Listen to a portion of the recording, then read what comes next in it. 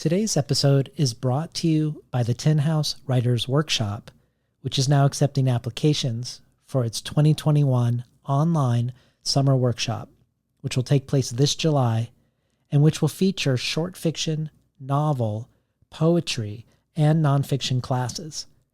In addition to its general scholarships, Tin House will offer awards for trans and indigenous writers, for independent booksellers, for writers over 40, and for those born outside of the United States.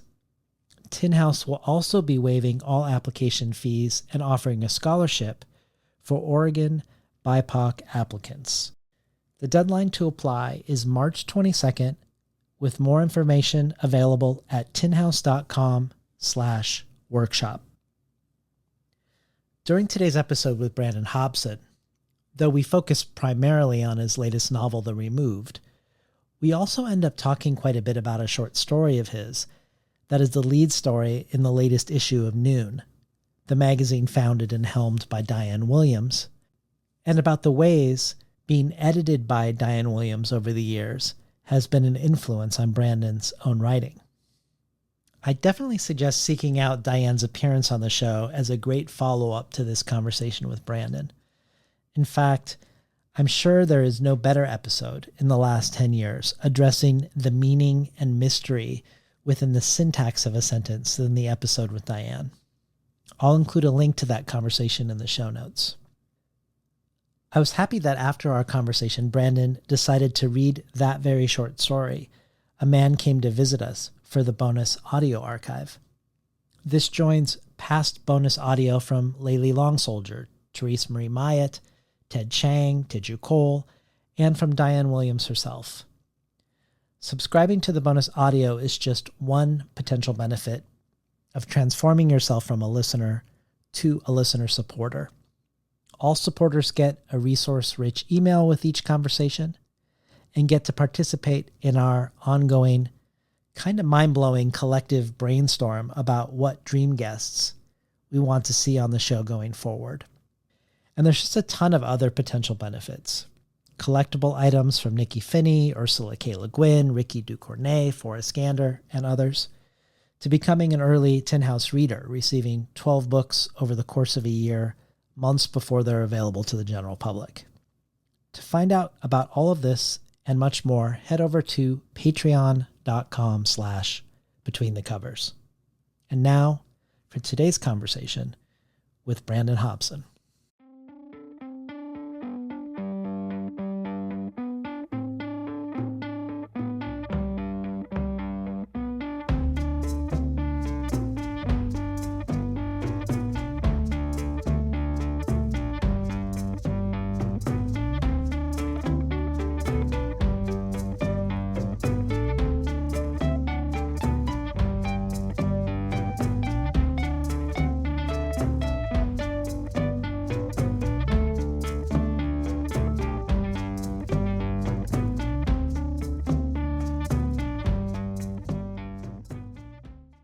Good morning and welcome to Between the Covers. I'm David Naiman, your host.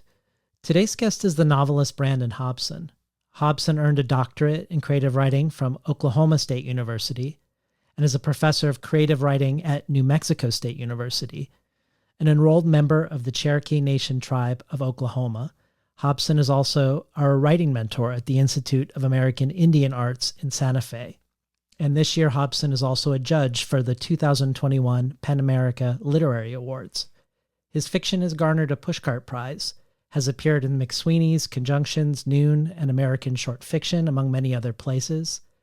His books include The Levitationist, Deep Ellum, Desolation of Avenues Untold, and his last book, Where the Dead Sit Talking, which was a finalist for the 2018 National Book Award in Fiction, longlisted for the International Dublin Literary Award, named a Best Book of the Year by Kirkus, Southern Living, and NPR's Code Switch, and which won the Reading the West Book Award. Chiara Barzini says, "I fear and ferociously admire everything Brandon Hobson creates. He's the only person who can describe the way an object becomes whole when we have enough time to look at it, or the presence of a loved one in the air even after she is gone." Brian Evanson adds, Where the Dead Sit Talking is a tender and unflinching look at shell-shocked young lives as they try, in the eddies of foster care, to keep their heads above water. Hobson writes with a humane authority, but without giving his characters any alibis. What we have instead is a careful look at what it means to be physically and psychically scarred, abandoned by parents, Native American in a white world, haunted by death, and on the verge of becoming an adult. A wonderful and harrowing novel. Thus, the arrival of Brandon Hobson's latest book, The Removed, comes with much anticipation, with starred reviews from Publishers Weekly, Kirkus, and Library Journal. Tommy Orange calls The Removed spirited, droll, and as quietly devastating as rain lifting from earth to sky. Jonathan Lethem says Hobson has delivered an act of regeneration and solace that you won't forget.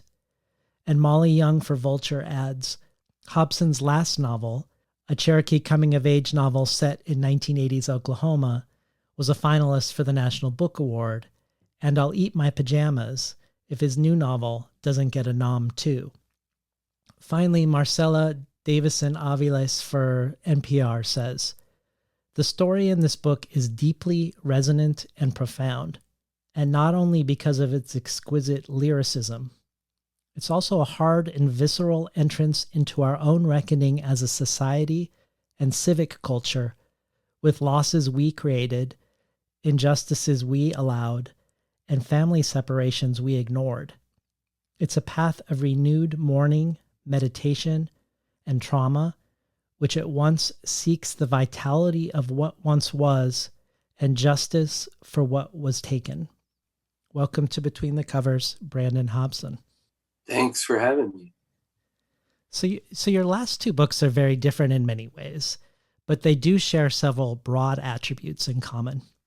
They both, unlike your previous books, explore Cherokee identity and history and cosmology. They both begin narratively with a death, and they both are set within or engage with the foster care system. But the ways you engage with Cherokee identity, the details around the deaths in each book, and the way the foster care system is portrayed in both are very different. I was hoping we could start with the origin story for The Removed, how the real-life killing of natives by police became the impulse to write the novel.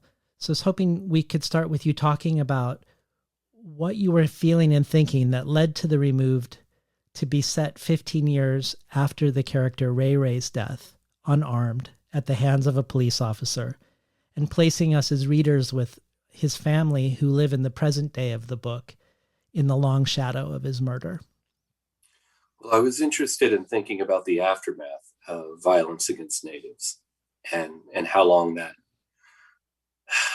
goes on, and how people are so affected for such a long period of time. And this goes back hundreds of years, the violence against natives, but it's still happening. And also thinking about the AIM movement, the American Indian movement, in the late 60s and early 70s, which began out of, a retaliation against police violence against natives, or as Russell Means calls American Indians, whichever term you want to use there. But the American Indian movement, it was something that I've been thinking about, right, a lot and have always thought about. And so when I began writing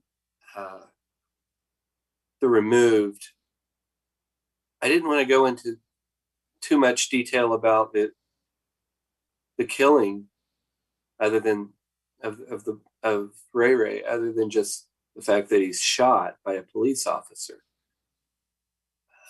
and that 15 years later, of course, this is still very much on the family's mind, naturally, but how it parallels with the violence from 200 years ago when Andrew Jackson sent the soldiers to remove tribes out of North Carolina and Georgia and to move west. So that removal, those were all the starting points of what I was thinking about. And I thought I've got to write a novel about this. Yeah. Well, when Natalie Diaz was on the show, we talked about her poem, American Arithmetic, mm-hmm. which engages with the statistic that Natives are more likely to die by police than any other racial group. Mm-hmm. And I suspect one reason this poem needs to be written is because this isn't what most people would think if they were to guess.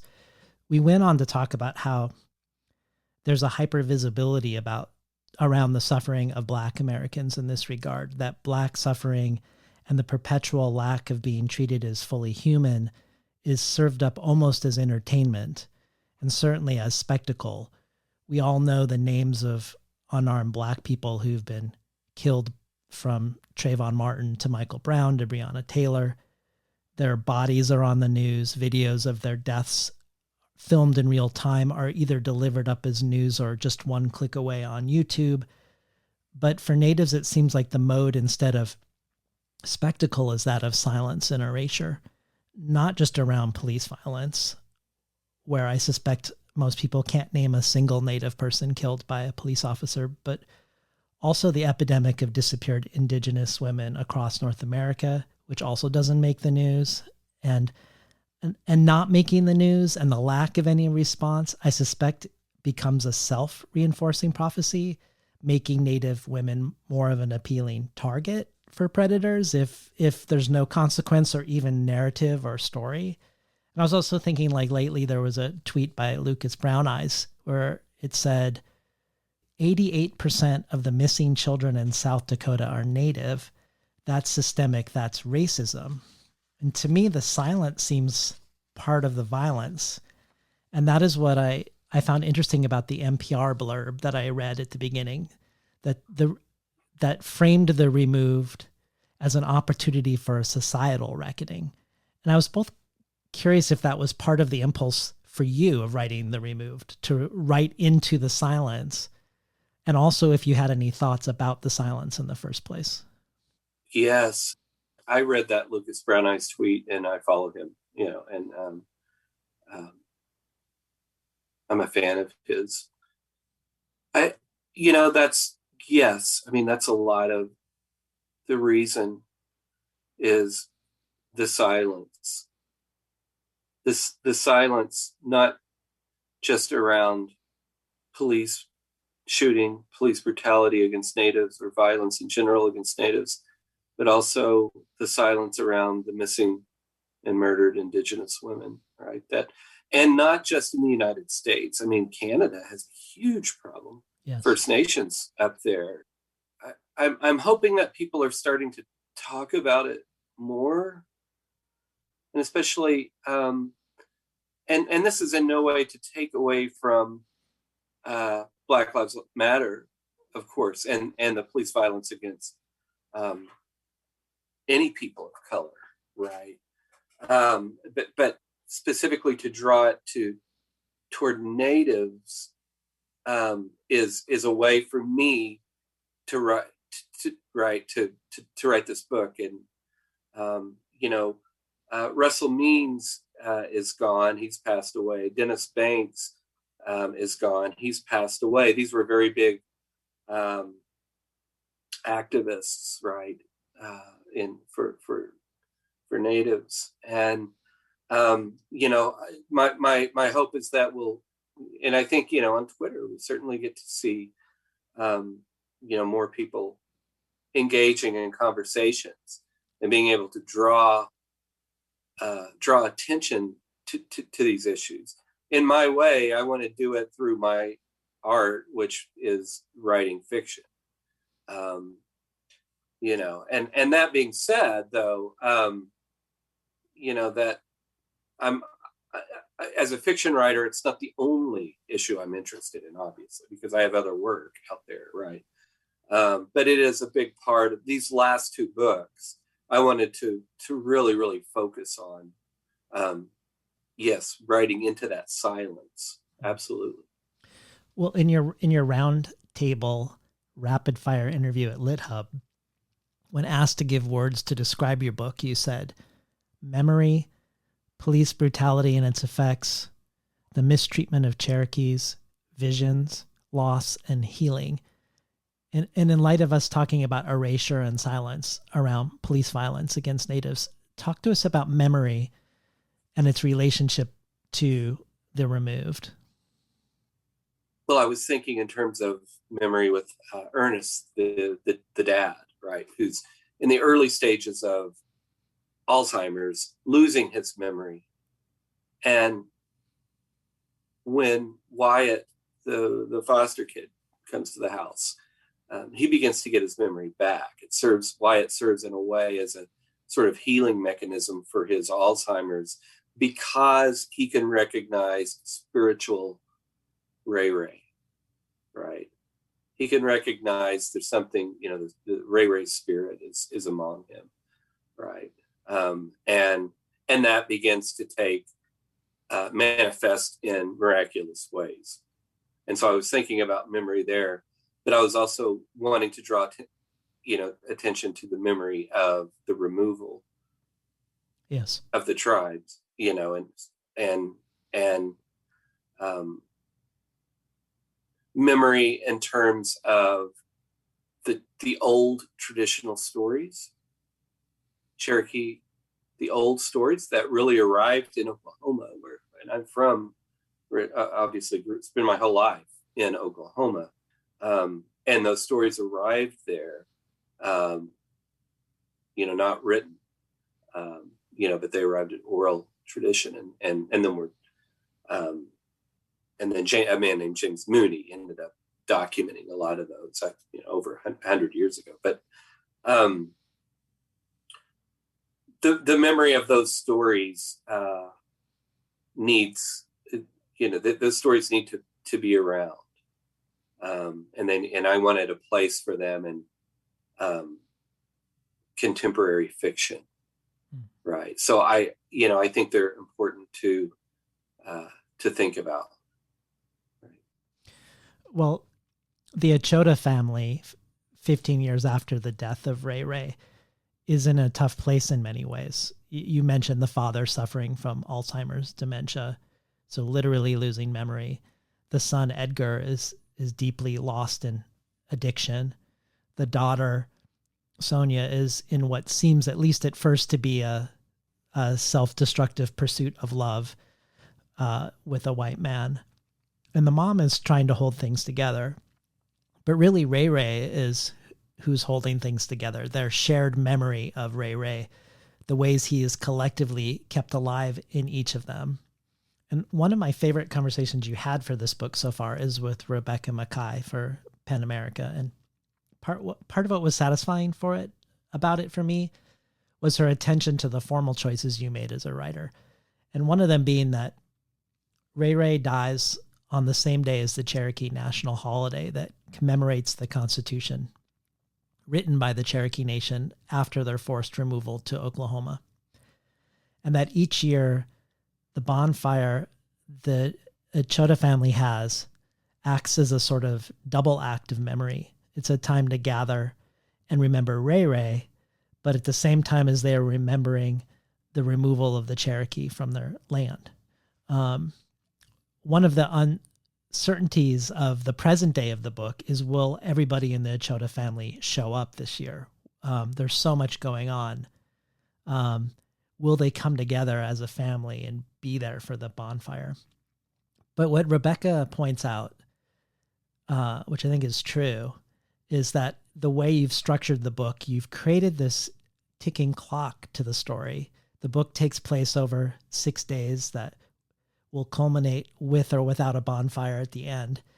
And those formal structural decisions allow you to attend more to atmosphere and character and to language over plot, and to the ways memory affects each of these characters, for instance, because the form sort of becomes the engine that moves the book forward almost as much as the story. So I was wondering if there was a journey for you arriving at the form for The Removed, and if so, what that journey was like. Well, I'm always more interested, I think, in language than I am certainly in plot. I think, it being I think most of us who write literary fiction are interested in experimenting and, in more ways than just looking at it, especially a traditional, sort of storyline or plot that we all learned in school. But one thing, the language in this book is written purposefully in a way that I hope that reflects what I'm trying to do, which is to focus on how each character speaks, but also to culminate in this sort of unified issue of separateness, I guess. If that I know that it sounds weird, but I did so some of the language. I have some Cherokee, I have some symbols, but I also have some syllabary. And I hope that the language focuses more importance than the plot does. Well, it feels like there are at least 3 different syntactical languages in the book, or rhythms to the book. Like I'm thinking the language of the quote unquote normal everyday life, and then the language of the Sala sections, which are ancestral, and then the language of being with Edgar in an altered state, and also in potentially an altered place, which we'll talk about later. Absolutely. Yeah, you're much better at talking about this than I am, right? I mean, the language reflects for Edgar the fact that he is in this completely mythological space, right?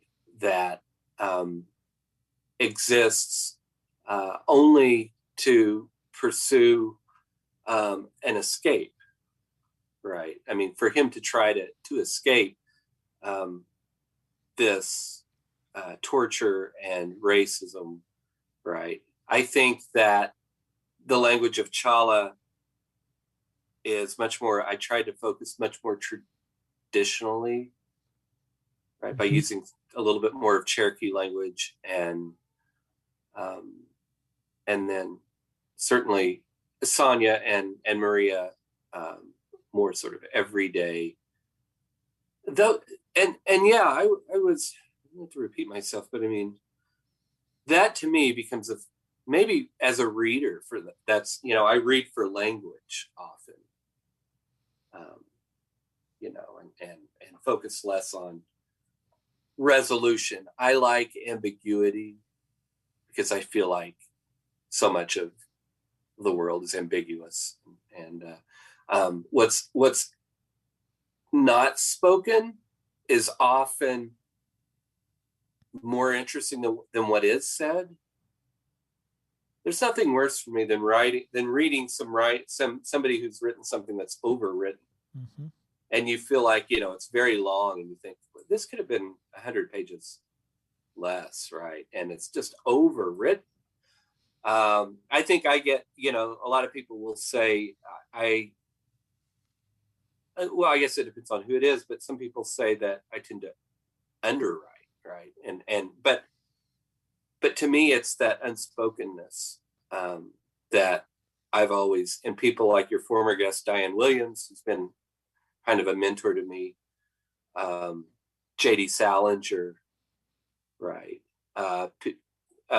People, writers like that, who the unspoken becomes part of when you come away from the work, becomes as fascinating as what's on the page. Yeah, I like that. Yeah. Well, as you mentioned, the Ray being removed from the Echota family echoes against the ancestral trauma of the removal of the Cherokee themselves from the Southeast when gold is discovered in Georgia.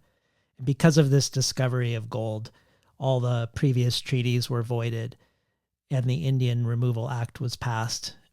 and between 15 and 20,000 Cherokee were forcibly moved and removed on the Trail of Tears to modern-day Oklahoma, a removal that killed around 25% of the Cherokee population due to exposure, disease, and starvation.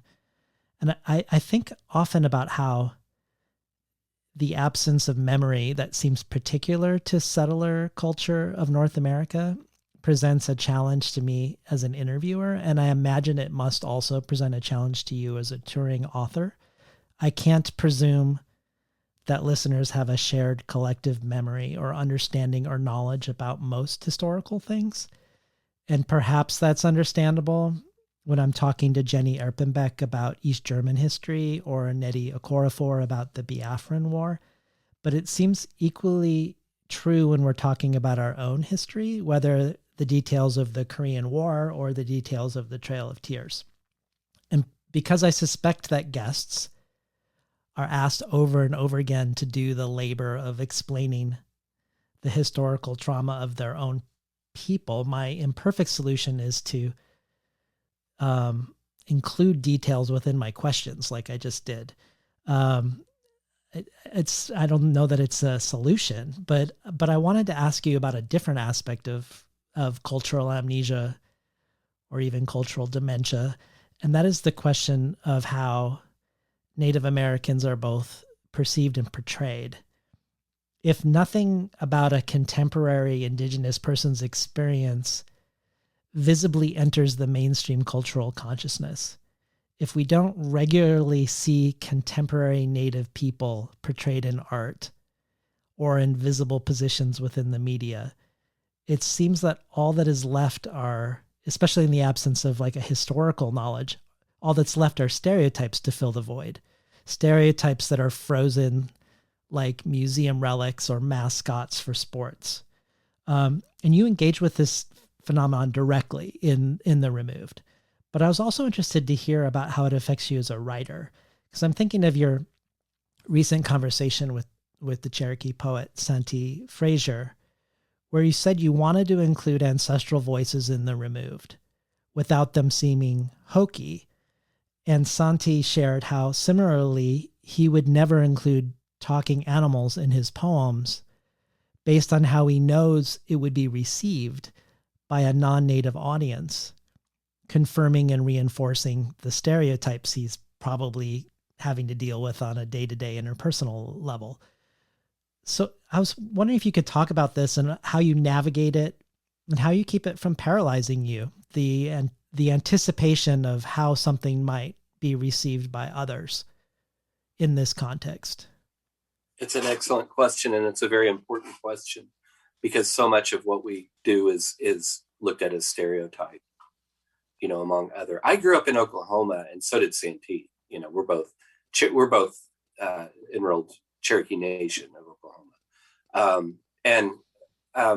I think that's everything that people see in Hollywood points to stereotype. And no other culture, it seems like to me, has been so obvious about that, about pointing to stereotype. I mean, if you look at television, there has not been a Cosby Show for a Native family, or a Family Ties for Native family, or anything necessarily.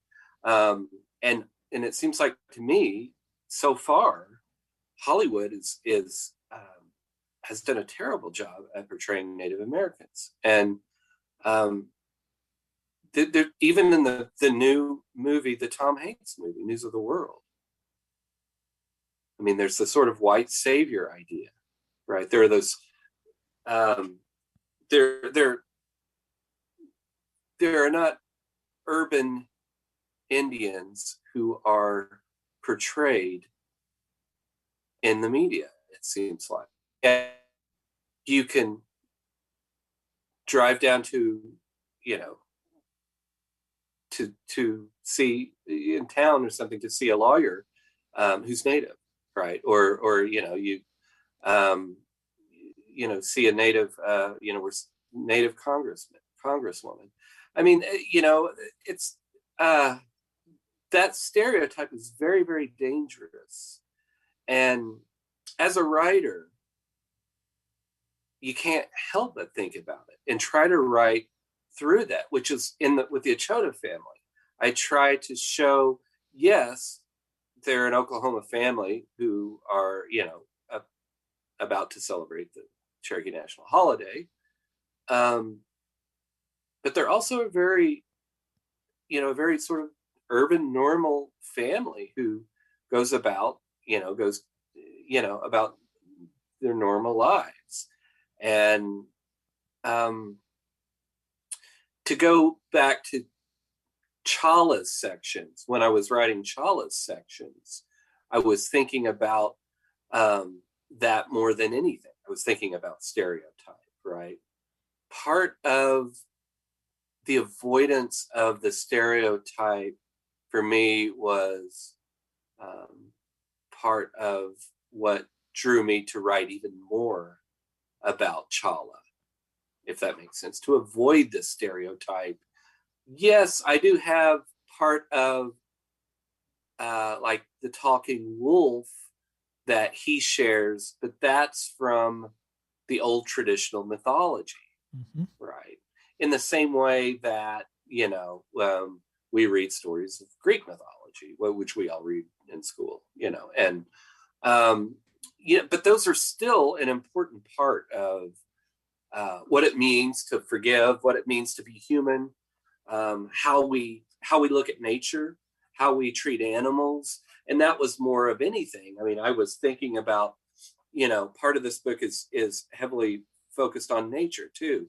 And what I do, and one of the things I talked to Santee about is through each different lens, each different character, I tried to think in terms of color also. And Edgar's sections being a little bit more hazy and smoky, whereas Maria's sections, are very colorful. And then Edgar's sections become more colorful as he gets out of the darkening land. I'm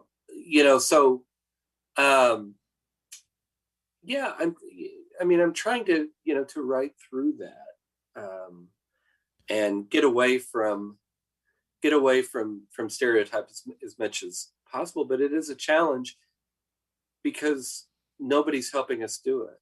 Yeah. No, it reminded me, the questions raised by you and Santi reminded me of a Mother Jones essay by past Between the Covers guest, Therese Marie Myatt, called Native American Lives Are Tragic, but Probably Not the Way You Think.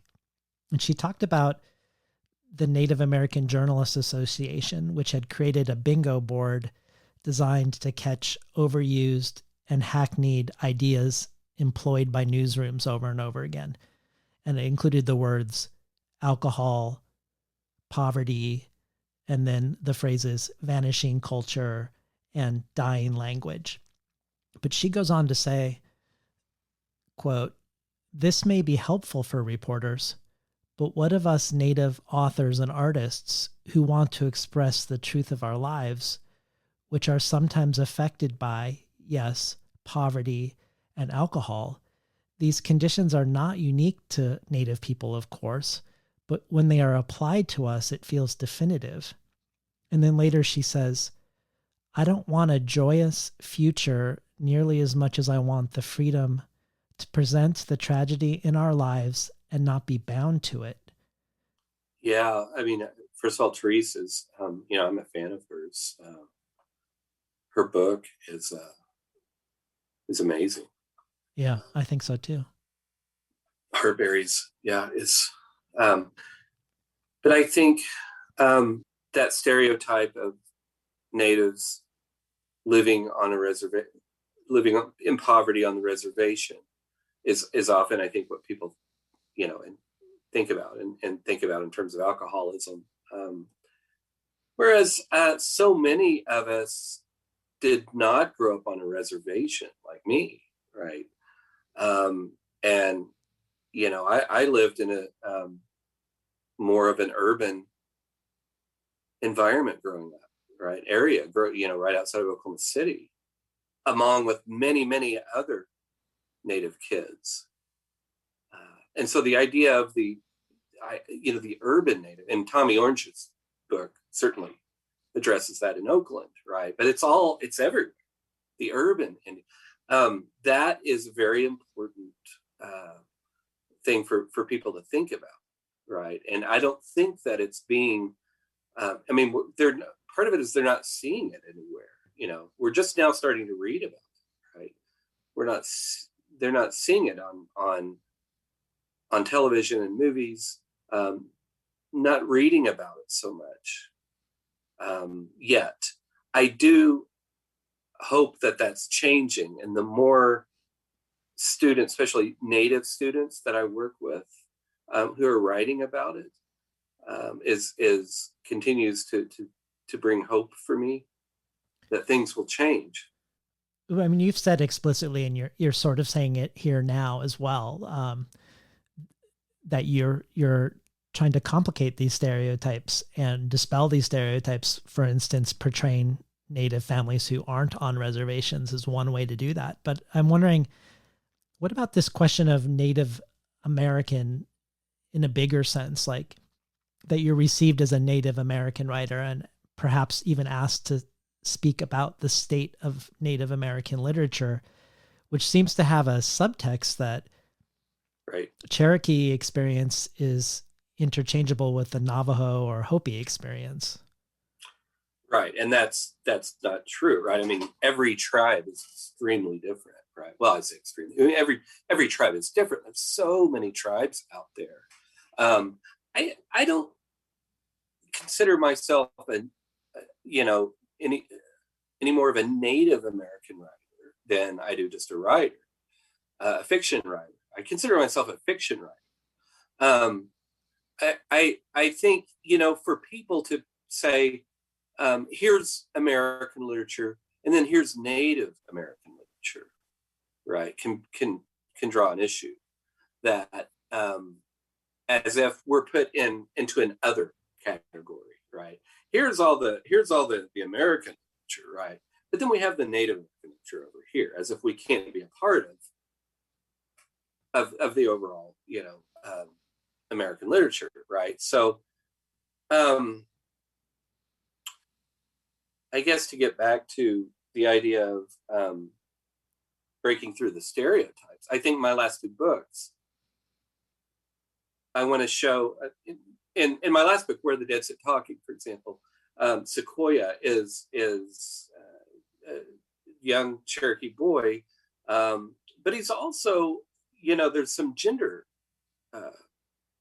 issues that he's thinking about, right? And he's exploring the way he dresses, for example, and interested in, in some ways is interested in Rosemary's clothes much more than the clothes that he's wearing. So those kind of thoughts that are going through the mind of a 15-year-old boy, whether he's Native or whether he's white or black or any, whatever. Those are the sort of, the things I was interested in, not just him being, well, his name's Sequoia. He's a Cherokee boy. He probably looks like this, right? In the reader's mind. Yeah. Right. To break it. So yeah, I've always been interested in trying to break through in some way, in different ways, that stereotype. Well, one of the secret joys of your books is the way you slip in references to things that you don't need to notice to understand or enjoy the book at all. But if you do, it kind of adds this other dimension. And I'm thinking, for instance, you bring up Sequoia, who's named after an incredibly important person in Cherokee history, who invented an effective written Cherokee language, one of the only cases in recorded history of an individual in an oral culture creating an effective original writing language. And this one apparently raised the literacy rates really quickly of the Cherokee in the 19th century to a higher level than the surrounding settler communities. But it also inspired the development of 21 other writing systems used by 65 different languages. So that was all really interesting to explore, none of which you would need to explore. But you do a similar thing with the Echota family, with the name Echota being the old capital of the Cherokee Nation pre-removal, but also part of the name of the treaty that would call for Cherokee removal. And I guess what I'm thinking about is in terms of like memory and erasure and the flattening that happens with the term Native American is I have to imagine there must be real differences between different subsets of Cherokee, certainly between the Eastern Band still in North Carolina and the much larger Oklahoma tribe. But perhaps I'm imagining between the old settlers, the Cherokee who came voluntarily versus the ones who were forced to move later.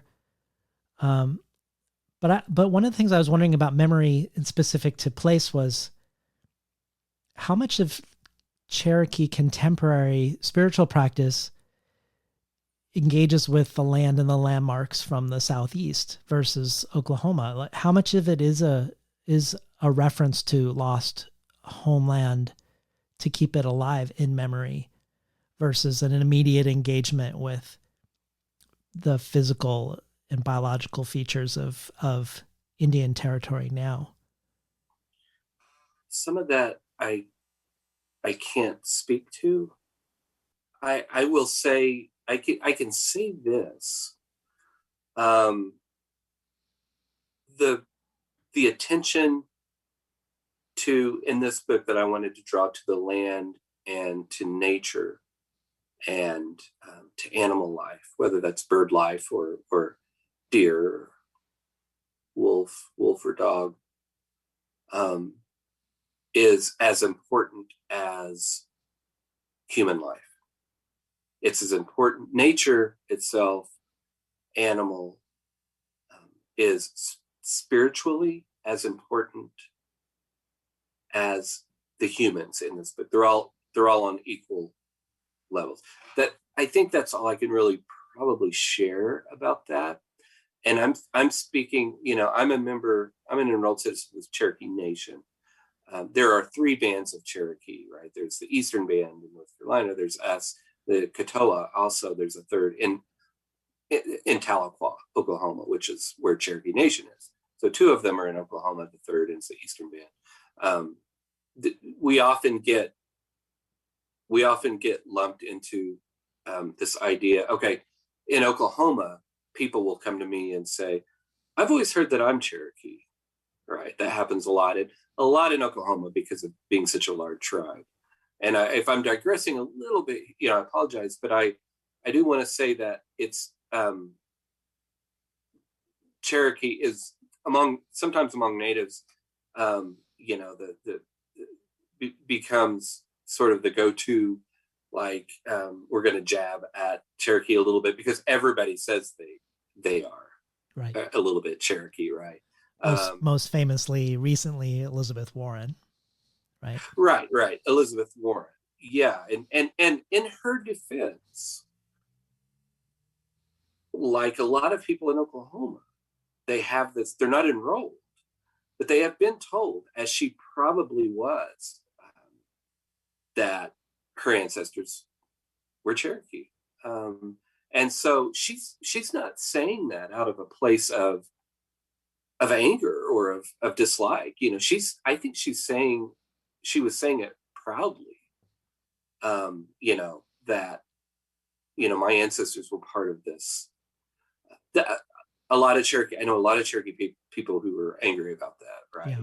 I mean, I think the problem ethically comes in if you're securing a job or your university is looking at you as a diversity hire when someone else might have actually gotten that position if you hadn't have done that. I think her Harvard Law School application said Cherokee, I think. Yeah. And that's when did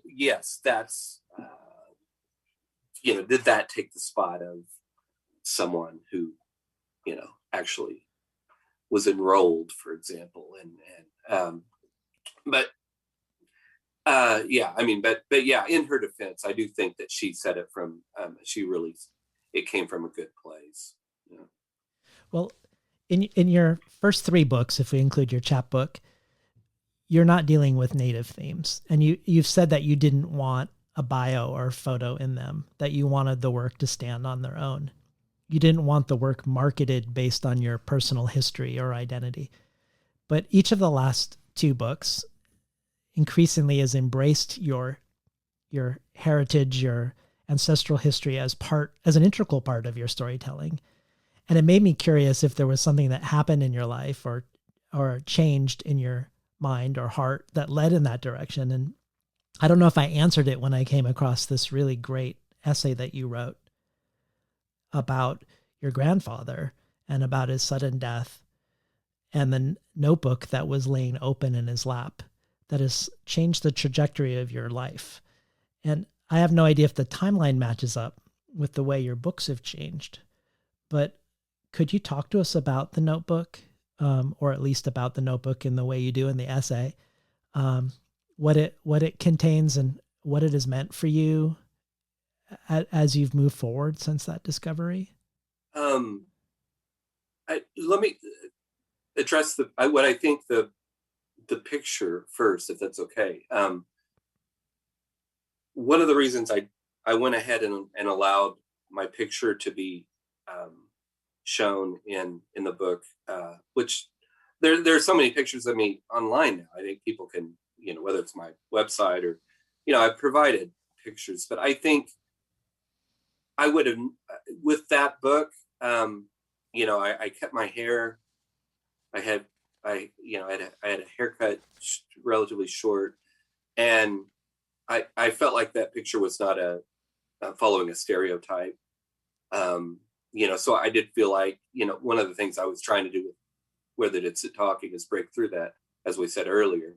So I thought they really wanted a photo, and I thought, well, if they're going to use a photo of me, I should do something interesting here, right? So I tried to, use one that didn't fall into what I guess a stereotype would be. But I mean, I think now I'm not interested in my picture being on any of my books, whether they're address Native issues or not, because I mean, people can find a picture of me; they know what I look like. But also, I am really interested in the work standing on its own. That essay, part of it is, part of that was part of the removed, that whole piece from Conjunctions. And so some of it's a little bit embellished, right? So that's not an entirely nonfiction. Some of that is fictionalized a little bit, right? But part of what I think drew me to writing, I think, that piece was the interest in finding the old reference to the old traditional Cherokee stories, my interest in mythology, my interest in how those stories found their way to Oklahoma, how they have impacted my ancestors, my family members, and ultimately how they influenced me. The truth is, I didn't really know my grandfather at all. So that's not an entirely truthful piece. Yeah. Right. Is the notebook a real book? The notebook is not one that my grandfather, I'll say that. It's not one that my grandfather kept, right? Yeah. I didn't really know my grandfather, but, and I don't like to talk about my life too much, but I can say that, writings, my book came out of a very strong interest in learning more about my family. And so the sections in the book that are Chala, Mm-hmm. are they connected to what you've been exploring about your own family history? Not so much, because so much of Chala's story to me is kind of a ghost story. Mm-hmm. I wanted to write I wanted to write kind of a ghost story. And one of the things Santi and I talked about, right, was the interest in wanting to know so much about the ghost here in my book, right, are the questions that we don't ask of Hamlet's father's ghost, right? Right. Or Shakespeare's ghosts, or any, I think there becomes an interesting conversations in why the Native American ghost becomes more fascinating to non-Native people. Yeah. I mean, I wonder if it's connected in a similar way to the magical Negro phenomenon. Whenever you see the positive, powerful, Black person in a movie like Whoopi Goldberg in Ghost is right. Somebody who wields these magical powers and isn't really fully a dimensionalized human being, even when it's a positive portrayal. Well, we can blame the way, we can continue to blame Hollywood for their portrayal of these things. And I mean, one of the reasons Marlon Brando refused the Best Actor Oscar, in 1973 was because of the way that Hollywood was not portraying the American Indian, right? And what Hollywood figures out there can Native kids look up to? Yeah. And that continues to bother me, that if I have two sons and what Native actors can they look to on the big screen, who they can, say, look at as a role model? What athletes out there? Part of the, in this book is, I make reference to Jim Thorpe, right? Who's kind of a famous, and again, playing on the sort of stereotype, the idea of stereotype, Jim Thorpe being, arguably one of the best athletes ever, having played professional baseball and football, and then got his gold medal, Olympic gold medals taken away because he was receiving money for professional athletes. There, Wes Studi is he's Cherokee as I am, and he's a Native actor, but there aren't too many. Yeah. Right. And there certainly aren't any young ones. Since 1973, you would think with something as bold as Marlon Brando's refusal of it and giving the finger to Hollywood, right, which was, such a wonderful, great thing that he did. Where Sachin Littlefeather, who's still alive and still writing, by the way, getting booed. I think the crowd was probably booing Marlon Brando, but Tommy Orange writes about that a little bit, or has written about that moment, but it's such an important moment. But yet, this is almost 50 years now since that moment. And I don't know that anything's changed. Yeah, it doesn't seem that way. Well, yeah. I would love to hear a section, have you read one of the Chala sections. But before we do, I just want to say I'm impressed by the way you seduced me with that Notebook story as truth based on my own, whatever biases I'm coming to about what I want to read as, the ghost in the Cherokee story versus the ghost in Shakespeare, to the point where I'm completely credulous about what you wrote. It's a little bit, I know I'm being a little bit of a trickster there. I like it. I think it's great. No, I mean, good. It's like, well, in a way, I mean, it makes me complicit in the, as the reader who's, right. You're playing into this, maybe you're playing into the stereotype around your own journey as a writer in that story. A little bit, yeah. And I and like I'm it. glad that, this may be revealing that secret here, because I haven't admitted to that yet, until this show. But yeah, that's exactly right. And Yeah. that sort of idea of playing into that. So Yeah. okay, this is Chala. My beloved son, time among the dead is mysterious. Time among the dead does not exist the way humans experience it during life. Time may be felt. Ude cheki u ve ja. Look to the sky, and there we are, soaring like hawks, circling in the air. We are the birds appearing like a string of red berries against the clouds. We are all around, the deities to cover every expansive body of land. We are bathed in rainwater, flying together. We are a sparkle of blue light inside rocks, the swift rising of smoke and dust, forming the hazy outlines of bodies. We are speakers of the dead, the drifters and messengers, the old and the young, lurking in the shadows of tall trees at night, passing through the walls of abandoned buildings and houses, concrete structures, stone walls, and bridges.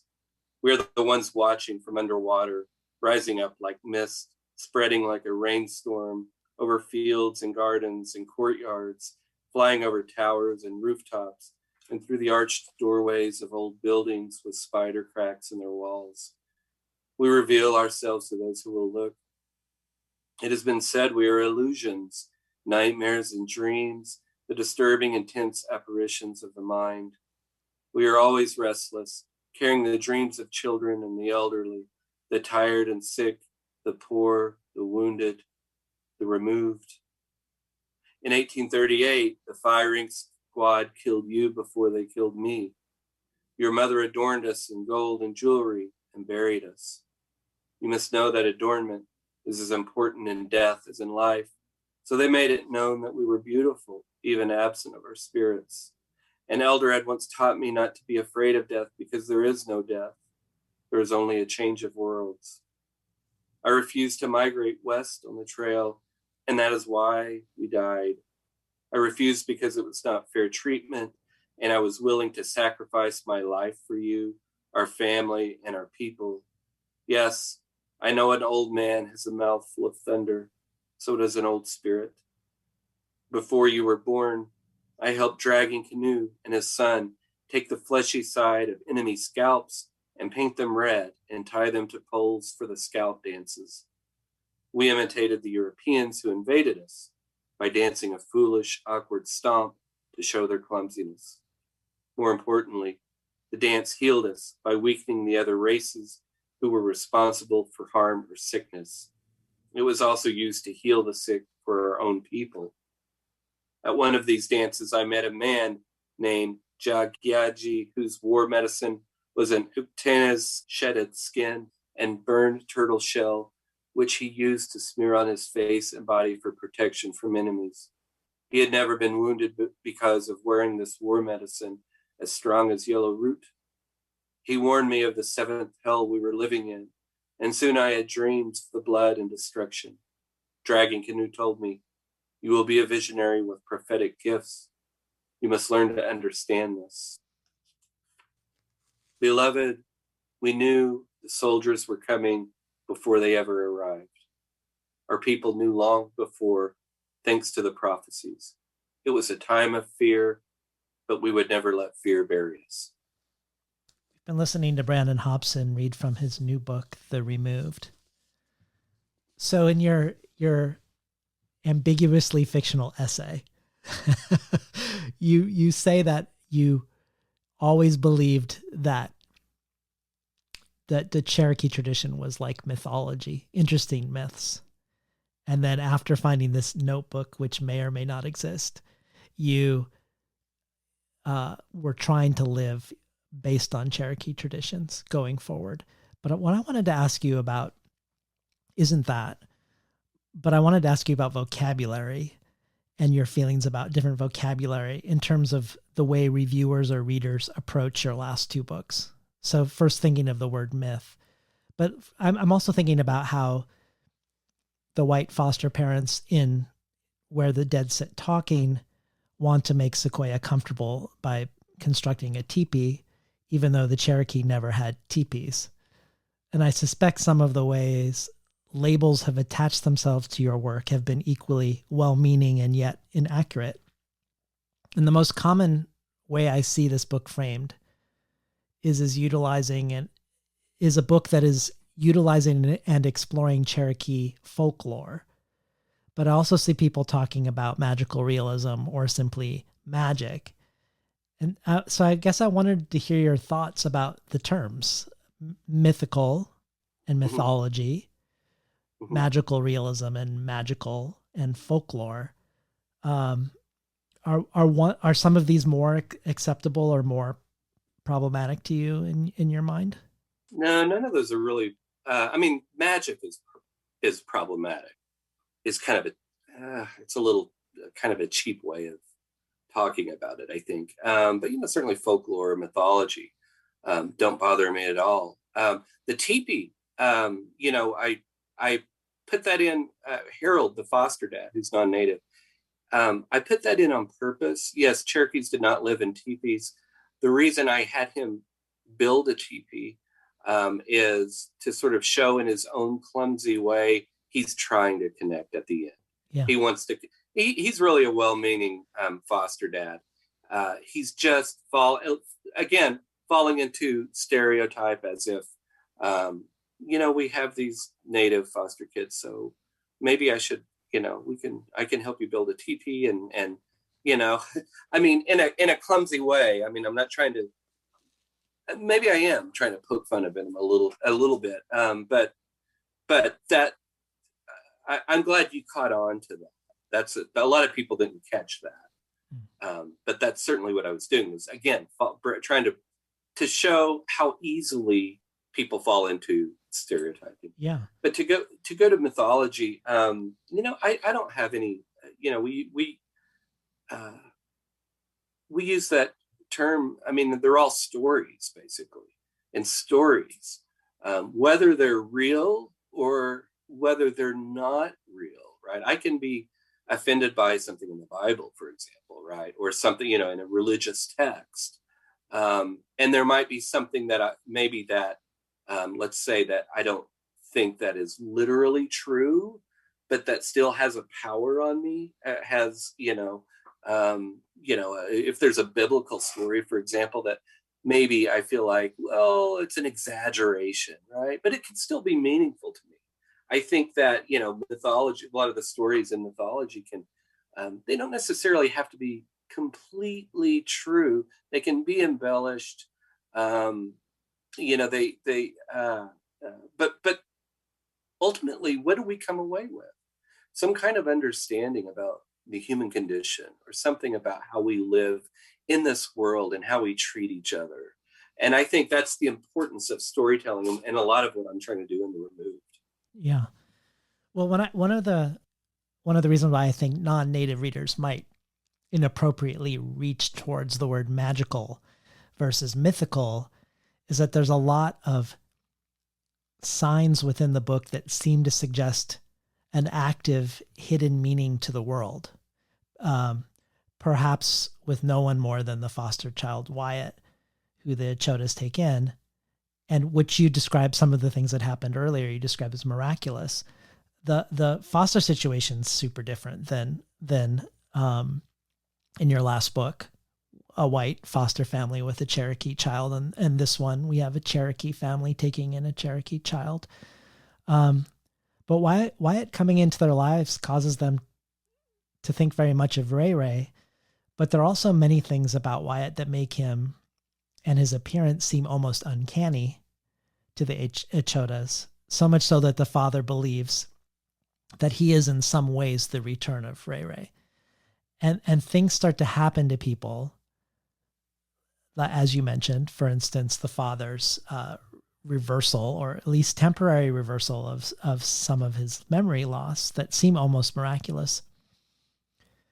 So I was hoping maybe you could just talk to us a little bit more about Wyatt, because you give him a lot of signifiers that make him seem like he's removed from contemporary world, which also imbues him with a certain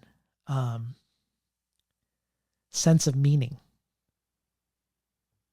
Yeah, and this is through those sections are through Maria's point of view. Well, that's important right? to say, yeah. And I think that, with Maria also holding on to this idea of hope and spiritual healing, that, in no way is she unreliable, of course, but again, we're only getting that through her perspective, right? It's not me, the author, or a third person, omniscient narrator or anything. It's through her own perspective. So part of that is her seeing, as she clings to that such heavy grief. I really was trying to show, she's in some ways just barely hanging on. 15 years of watching her husband decline, her son decline, and not having her oldest son even there, has really completely just bombarded her with such heavy grief. And so there's this hope that anything as slight as a memory that he shares, right, starts to feel miraculous. Hanging on to that possibility of hope.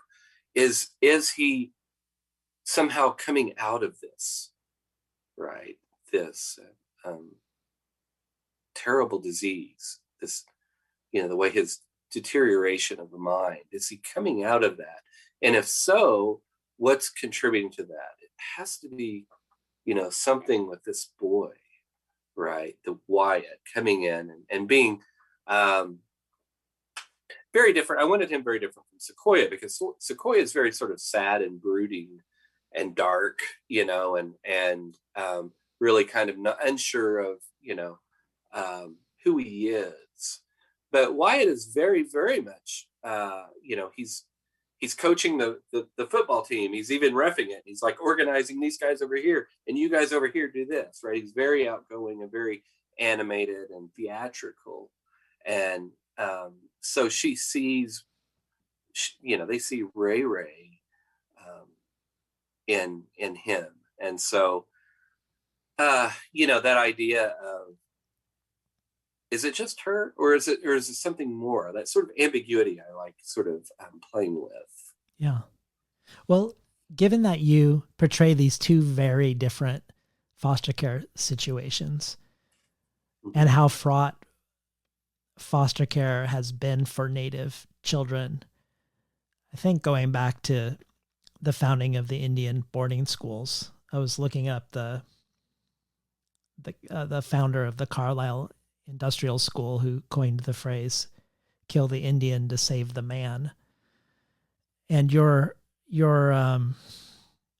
longtime work as a social worker for many years, can you speak into the ways in which you see the foster care system, particularly through the lens of Native children, and the outcomes that you've seen, or challenges that you've seen with the foster care system in that regard?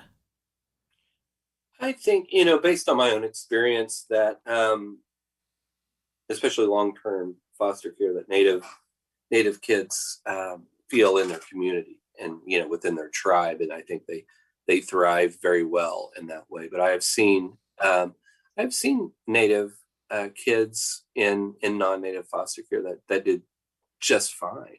Urban, when I was, again, I worked in, and, lived in more of an urban area, closer to Oklahoma City, which is which is away from Cherokee Nation, so it's a little bit different. And again, there are many, many, many Native kids out there, and not all of them, especially short term,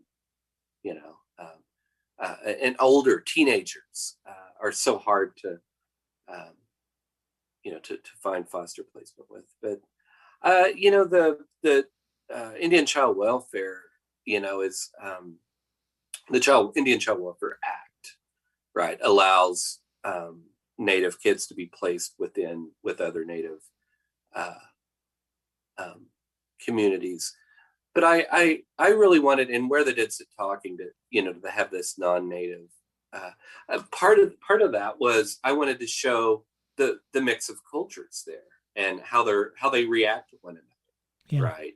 Their own flaws and how they're. I'm always trying to do something different, and I'm always wanting to, shake the tree a little bit. So, I think that, that was a big part of for that book. But yeah, I did my social work was 7 years. I was a social worker, and before I went on and did a PhD, and it just became at some point it's such difficult work, and I didn't have the community of writing or writers around me. I needed a community. So I went on and did the PhD. That's really my passion. The people who, like my mom was a social worker, basically most of her life. And, people like her, it's just astounding that they can, that they can do that kind of work for 7 years is a long time. I realize that, but there are people who do it for 30 years. It just blows my mind. Yeah. Well, it was interesting looking at the situation pre-Indian Child Welfare Act. It makes sense to me that narratively it would be particularly interesting to put a Native child in a white foster care family. And of course there would be situations where that would be a good placement. But the statistics were really mind-boggling to me when I was looking up pre-Indian Child Welfare Act. For instance, in the 70s, up to a third of Native children were either in foster homes, adoptive homes, or institutions, with 85% of them placed outside of their extended families or communities, which is just remarkable that it would be almost 9 out of 10 that would be placed outside of a Native scenario pre-legislation. Yeah, absolutely. It's at some point it's just like finding a safe space. When I was in first grade, my dad tells this story because I obviously don't remember. And I had a friend over and who was Native, and at some point, I guess I went inside for the night and ate dinner and went to bed. The next morning, my dad woke up, was going outside to go to work, and there was my friend asleep on our porch. And he had it's a terrible childhood, right? And so a lot of part of the town I grew up in, yes, was somewhat urban because it was close to Oklahoma City, but there was a lot of poverty, not just with Native kids, but with all kids. And I think there became a time where it's like we just need a safe space for this kid, whether that's if we can't find one with a Native, if it's not a Native family, is there a white family? We need a safe and for a 7-year-old. My youngest son is 7, and to think how sad it is for a 7-year-old to sleep on a porch somewhere because they don't want to go home. That's the kind of stuff that drew me into thinking about being a social worker was how you can make a difference there. But it also informs my writing because that friend, later ended up in prison. And, I wasn't at his uncle's funeral, but my dad was there, and they brought him, and he was in shackles, and he's just had an entirely sad life, right? I mean, his entire life has been extremely sad. And so, so at some point it's like, if you're in a town like mine, we need a safe place for this kid to go, and we don't care where it is. Is it a white family? Is it a black family? Is it, Native, who can take this kid in? And so there was a lot of that, going on. So I'm not surprised even before the Indian Child Welfare Act, that, because I think that was probably it, right? How do we find a safe space? Yeah. Yeah. Well, I want to return again to craft and to the Rebecca Mackay conversation. She marveled at how much your book contains at a pretty short length, from foster care to the Trail of Tears to police brutality to Alzheimer's dementia to drug addiction, without the book ever feeling rushed or overfull or undercooked. And she felt like you accomplished this with the way there were these overlays that permeate the present day, the ancestral story and voices, and also the virtual reality of the video game and the alternate reality of the darkening land, which we'll talk about. But part of your answer to her bringing this up was your love of an attention to the sentence and compressed prose, with a particular attention to language. And you mentioned magazines that I also love, Conjunctions and Noon, which you get published in with some frequency. And furthermore, the experience of being edited by the founder of Noon, Diane Williams, who comes from this Gordon Lish school with its attention to syntax. Now, I was just hoping maybe you could share anything that comes to mind about the experience of being edited by her, what it's like and what you've learned from it, given, there's a lot of writers who are listening to this show, and she is such a unique figure and engager with language.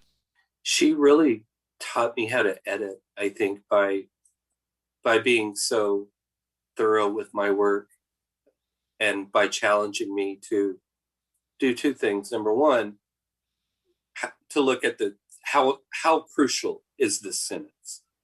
How is this really informing the story or moving the story forward? How is it really telling us something important about the character, right? Or is it just static, right? I feel like I said earlier, so much long fiction out there is just static, that to me feels like could be shorter. But that's the first thing. The second thing she taught me to do was to really shake the tree and push it where she says, this idea, push this idea. This is the interesting, right? Don't be afraid to push this idea. And so confronting that I might not have thought of, right? Because there might be some, can I do that? Can I say that? She really, really taught me those two things. And, for that I'm grateful. And, but I think that it spills over into my work as I'm working on something. I often think about her. And yeah, the books I write are generally short. This is, The Removed is 280 pages or something, but it's not like it's tiny print. It's, I think word count wise, it's, maybe just over 70,000 words or something, which is, not a big novel. It's about an average size novel, I guess. Certainly where that it's talking is a little bit shorter than that. So, well, when she was on the show, we talked about something that she'd said. The sentence cannot be overemphasized. Neither can a fragment of a sentence or any syllable of a word. the writer either exploits the language for maximum effects or she does not. Missed opportunities are there regardless. And I reached out to her to see if she had a question for you today. Oh. And unsurprisingly, she wanted to ask you about a sentence of yours and how you arrived at this sentence. And it's a sentence from a short story that is going to be the lead story in the next issue of Noon, which she very happily for me sent to me, called "A Man Came to Visit Us." I was so blown away by the ending of this story and its power, and how it seems both imbued with meaning and resistant to meaning at the same time, that I kind of want to ask you about the ending. Diane wants to ask you about the story as a whole and about the sentence. But my question returns us to the question of quote unquote magical versus more of a true spiritual cosmology, as the story is about a white man who comes to visit a native family and lures the child outside with the promise of something magical. But when the child closes his eyes and holds the magic rock, what happens seems to be something else entirely. And that something else entirely both seems wondrous and true and sinister and deceptive at the same time. And you're not really sure if it's either or both. But either way, I'm going to ask, I'll quote what Diane said to me in the email. And then maybe you can talk both about the sentence she pulls out and the story as a whole. So Diane says, "A Man Came to Visit Us is an especially stunning and haunting story, and I would be fascinated to hear anything Brandon can share about its origin and his experience of writing it. And how did he come up with this inspired line, for instance? Outside, the full moon looked like a big white fist in the sky." Wow. I'm afraid anything that I say will come as a letdown after you built up that story. It's so good, really. I mean, well, thank you. And that email from the brilliant and mentor to me, Diane Williams, who, by the way, she deserves a MacArthur Genius Award because I think she's just absolutely brilliant. And it's one of the honors of my life. It's been getting to know her and working with her on my work. The big white fist in the sky, right, is very much, I think, comes out of the idea that the universe is against this kid. And as he looks up in a way to the sky for help after this horrible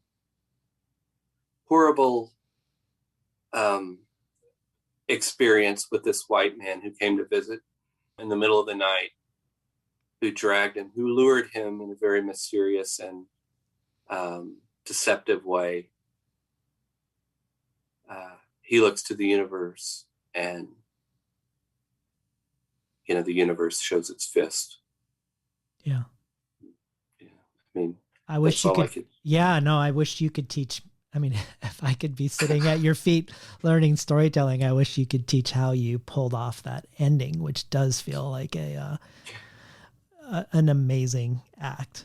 I think you mean the dialogue past that after that? No, the juxtaposition of two things that seem incompatible with each other. Oh, you mean the moon and the fist? Or no, the what he sees when the boy sees when he closes his eyes, holding the so-called magic rock, and then what you're allowing the reader to imagine might actually be happening instead. Yeah.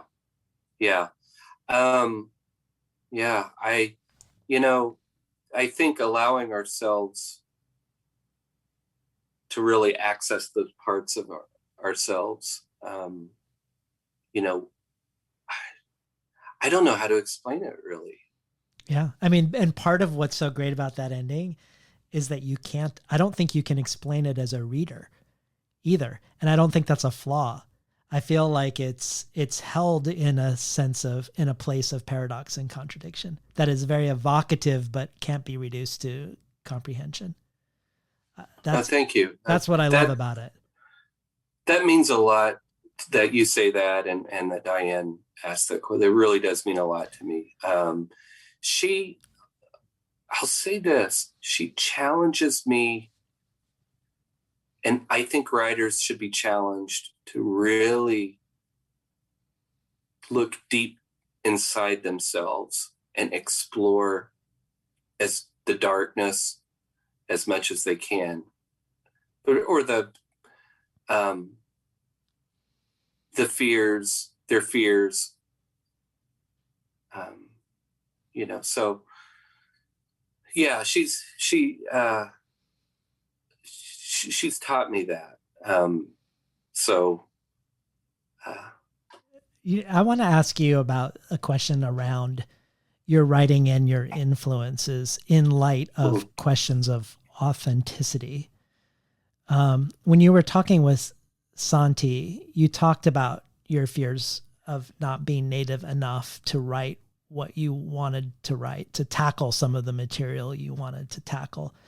And Santi pointed out how these authenticity narratives, from the question of how much are you or how native are you, to the measurement of that and the quantification of that by blood, are all the results of a colonial overlay. And it made me think of this controversy from 30 years ago between Leslie Marmo Silko and Louise Erdrich, when Silko was reviewing some of Erdrich's early books from the 80s, and in a very pointedly critical way. And I'm thinking about your interest in Diane Williams and Christine Scutt, and also in William Vollmann and Roberto Bolaño. The latter two, I think, feel like influences in the darkening land sections, which I want to talk about after this. But I was reading an article called Postmodernism, Native American Literature, and the Real by Susan Perez Castillo.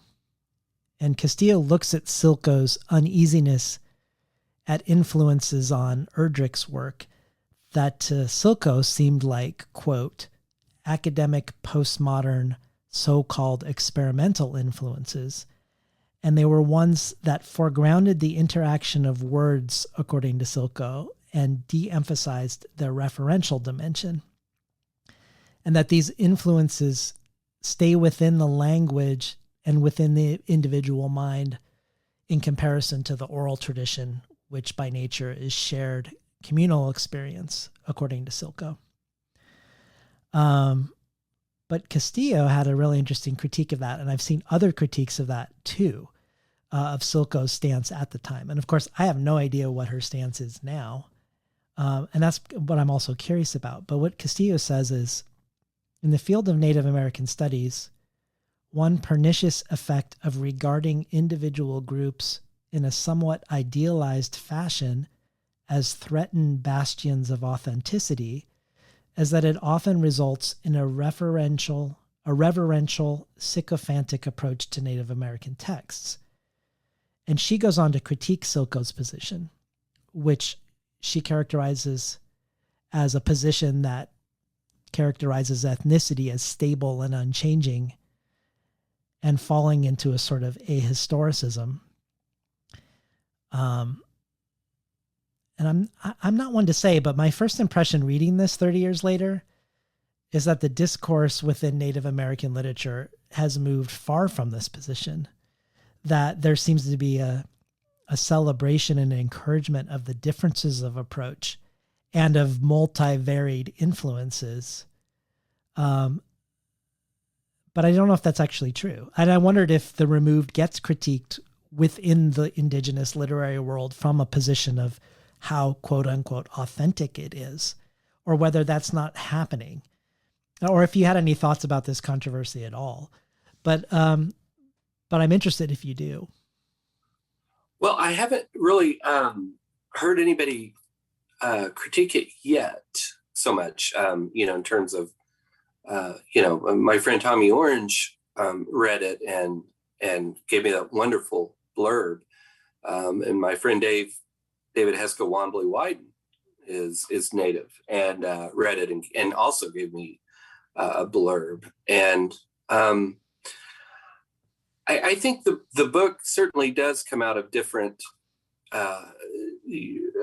influences and styles. I think that's based on me as a writer, and not so much out of any kind of tradition of thinking about Native American literature or anything.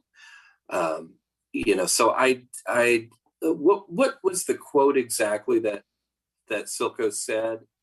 Well, she was thinking that the academic and what she called so-called experimental influences were imported influences in Erdrich's work, her experiments with form.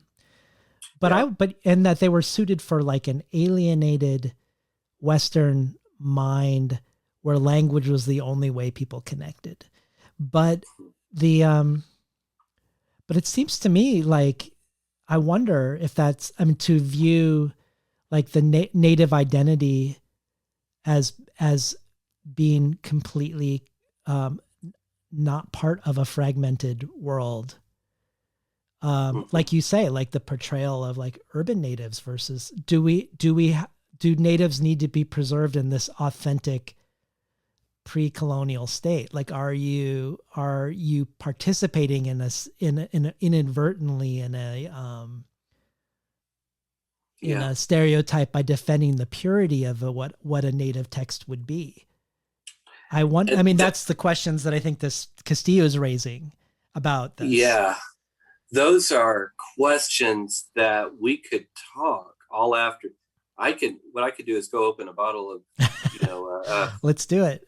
Scotch, and I'll put on Dark Side of the Moon, and we'll really talk. No, we could talk for a long, long time about that. But anything that I say here would probably upset someone, right? To answer that question. So I don't know that I'm fit to give a good, thorough answer to that, except to say, look, I'm just trying to, to incorporate my own style, my own books in my own way. And yes, I'm not trying to necessarily say this is the voice for what a Cherokee novel should be, for example. Right. This is not the defining Cherokee novel, or work that should, define anything. I just happen to be a Cherokee writer doing my own thing that in this book addresses violence against natives, certainly, but that's a really, really hard question to answer that I'm afraid would come across as me looking, way worse than I want to be looked. Right. Well, I saved my favorite part of the book for last, and that is when we are with Edgar, the brother, who's struggling with addiction and ends up in a place that is kind of similarly uncanny to the ending of your story in Noon. It seems to be both the site of a live action video game that involves racist holograms and which is full of smog and toxic waste and menace, and also a place called the Darkening Land, a place from Cherokee tradition where spirits go and wait until justice is served. So it's an overlay of two things simultaneously. But this Darkening Land is also filled with musicians who have died of suicide, from Kurt Cobain to Phil Oakes to Elliott Smith. But all of this is cast into doubt, what we're experiencing, because Edgar himself is on drugs. So where we are and how solid our footing is feels very unstable. Mm-hmm. And I imagine this was super fun to write because it's really amazing to read. And I was hoping maybe you could talk about creating this world that feels sinister and contemporary and ancestral and otherworldly at the same time. It was the most fun to write. And as a fiction writer, maybe like what science fiction writers get to create their own sort of universe, and your own laws. And I really talk about, when I talk to students, about trying to find the pleasure in writing. You've got to have fun with it, and it should be. David Foster Wallace talked about that a lot. He talked about that so much. There's so much joy that should be experienced when writing. And so, yeah, this Darkening Land, was a place that I could do that. And I did put in some pop cultural references in there. Edgar, you have to remember also, this has made it especially fun. Edgar's an unreliable narrator because of his situation, and being on drugs, and entering this place. In a sense, I got to create my own very evil video game, and even wrote out the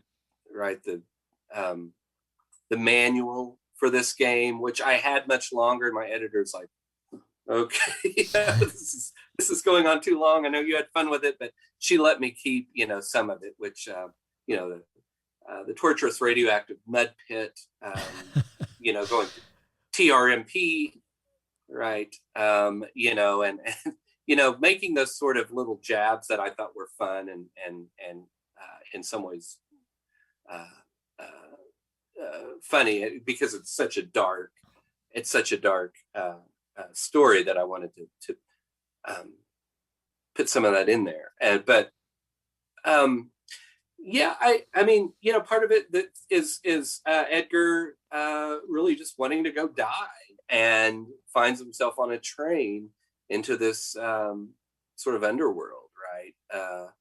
This seventh hell, or this darkening land, and happening to see there's an old classmate here. Hey, but this guy turns out to be as evil as any of them. Jackson Andrews is making this game based on the stereotype Jim Thorpe game, and you kind of look like Jim Thorpe, right? You're native, so here, hold this basketball and dribble it, and let me film you doing these things. And I've got these holograms of your brother, and part of that all fits in to Edgar thinking, am I going to die in the same way that my brother died, by shooting, right?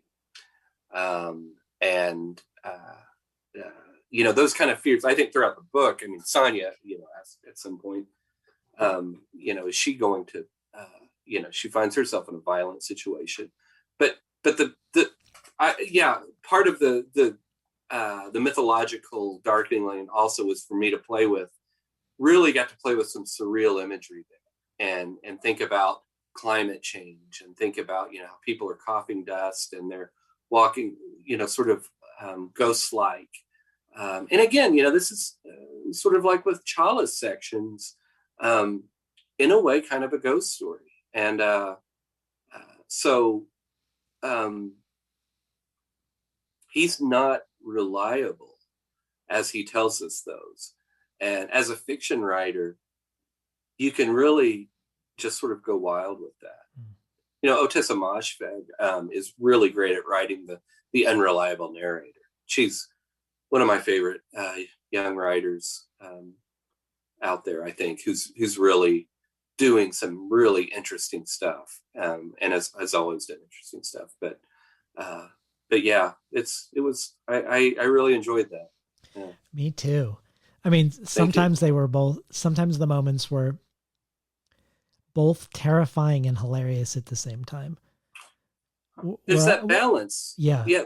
That line between, and I'm really interested in the line between terror and, or even sadness and humor.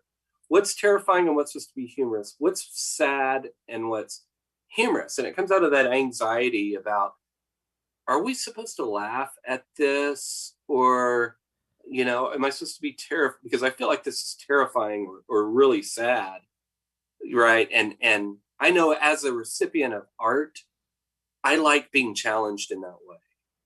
I like watching something, reading something, looking at something, or, in terms of art, and thinking, I'm challenged here as to whether I should find, other people are laughing and finding, but I'm finding it extremely sad, or vice versa.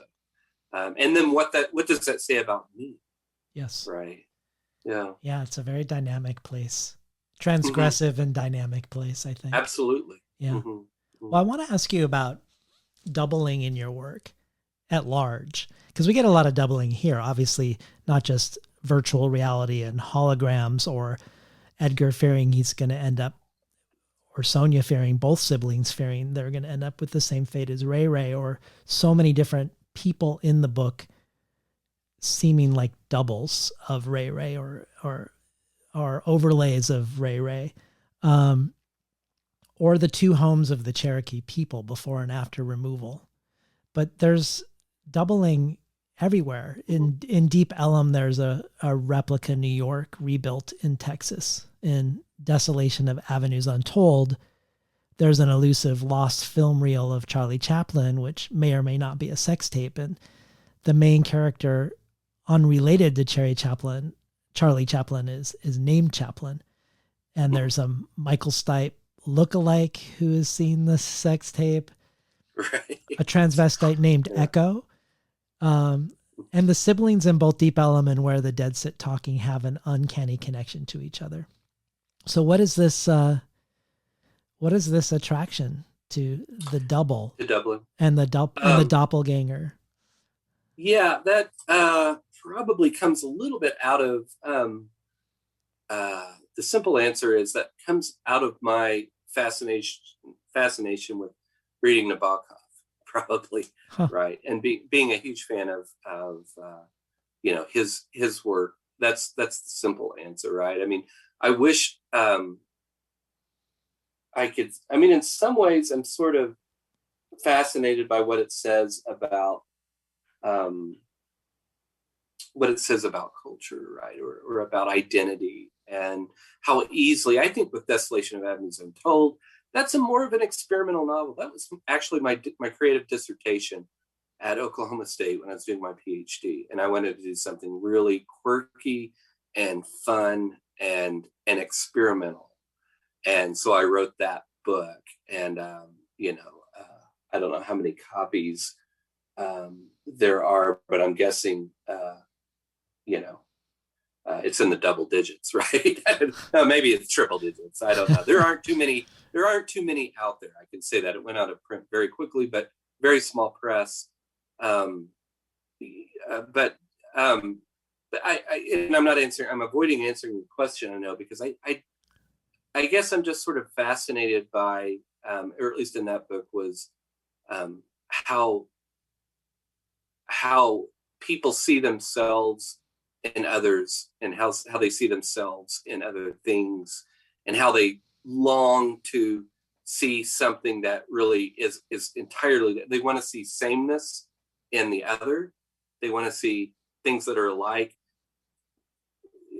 That sort of idea, I guess. And I mean, if, in terms of nativeness, every tribe is very different, but I think that the culture, the non-native culture generally thinks, well, you're native, you must be like every other, like all native people have the exact same beliefs and the same, that, we don't all look alike, right? We all have different upbringings. We all have different beliefs, and each tribe is very different.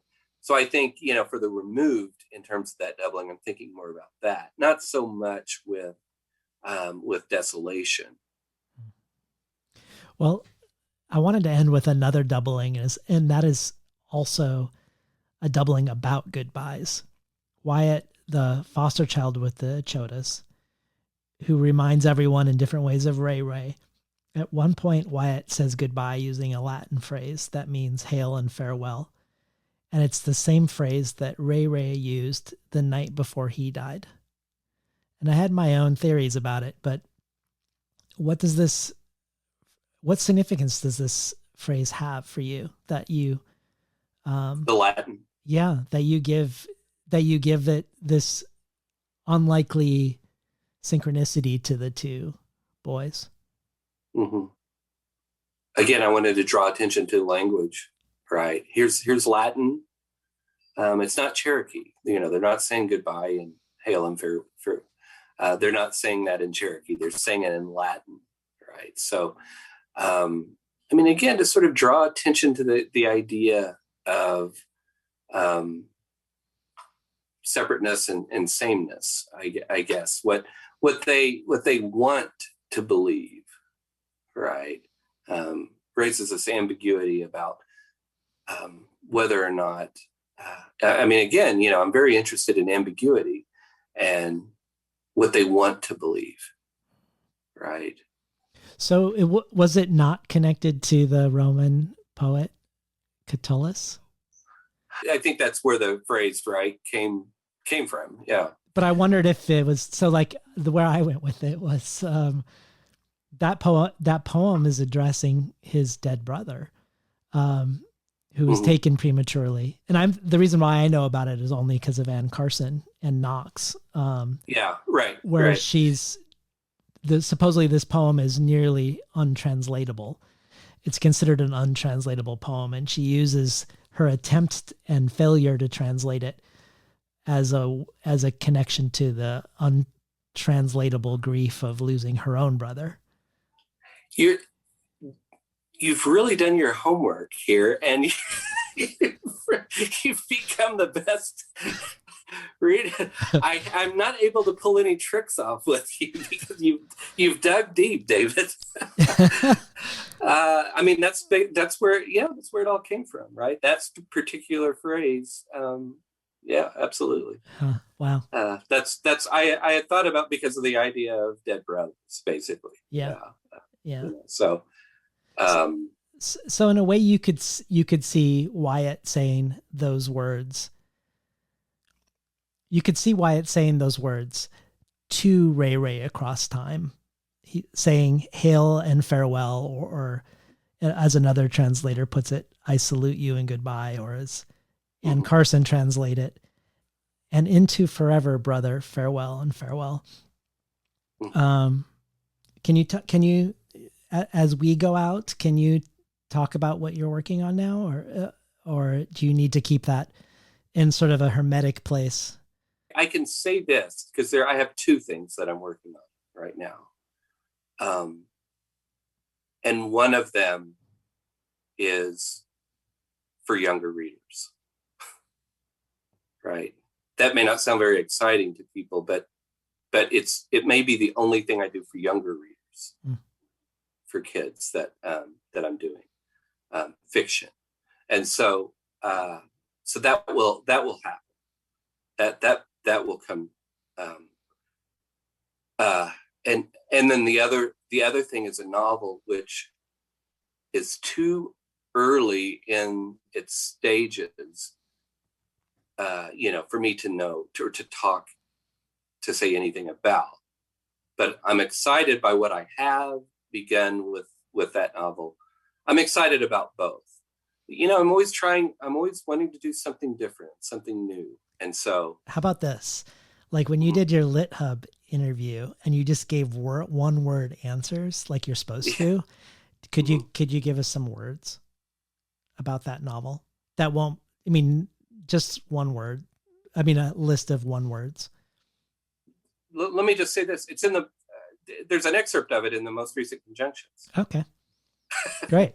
It's called, Yonder Shines the Big Red Moon Over the Devil's Lost Playground. That's the title. It's a very long title. I know. That's a great title. But that is an excerpt from what I'm working on. I think you'll see a lot of the same themes as you see in Removed, right? More darkening land stuff, the weirdness, good. Right? Yeah. So I think that for now, because that's where I feel the best as a writer, right? you know, I yeah. I mean, I could talk about, the Book of the Month Club readers who aren't necessarily, jiving with what I'm doing, right? They're not going to like the next one, so much because it's it's a little bit more on the weirdness scale than it is on the William Volman side of things. Perhaps? A little bit more on the Volman side. Yeah. And he's another one who's been I don't know if I mentioned him. He's been an influence on me as well.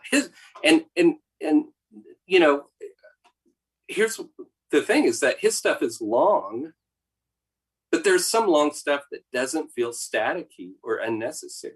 Mm-hmm. Like his stuff is, and I think he's absolutely brilliant. I mean, he's on that, I think Wallace and Volman and Pynchon are three, I think Silko is too. They can write these really, really big books and they're just like, wow, I don't think I could cut. They're very difficult and strange and smart, funny in places. So it'll be, and it'll probably be a while before, I'm doing the young readers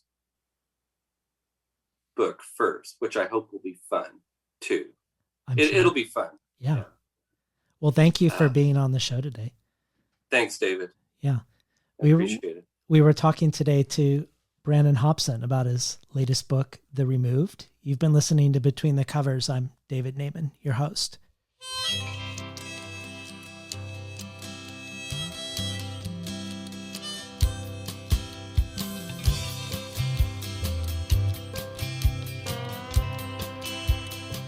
Today's program was not recorded at the studios of KBOO, but at the volunteer-powered, non-commercial, listener-sponsored, full-strength, makeshift home office of me, David Naiman.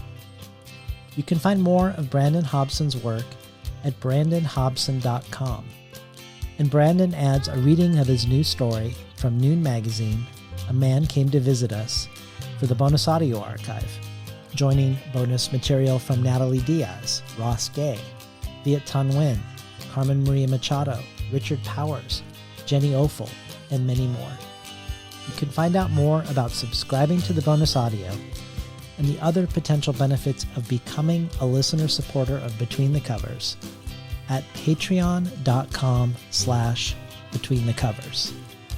Or, if you prefer a one-time donation, you can do so by PayPal at tinhouse.com/support. I'd like to thank the Tin House team, who make this show run as smoothly as it does. Elizabeth DeMeo, Elisa Ogie, Spencer Ruckty in the book division, Jacob Valla in the art department, Yashwina Cantor in publicity, and Lance Cleland, the director of the summer and winter Tin House Writers Workshops. Finally, I'd like to thank Imre Lodbrog and Barbara Browning for creating this outro. Their album, Imre Lodbrog, A Sapatita Me, can be found on iTunes, and Barbara Browning's trove of ukulele covers can be found at soundcloud.com/Barbara Browning.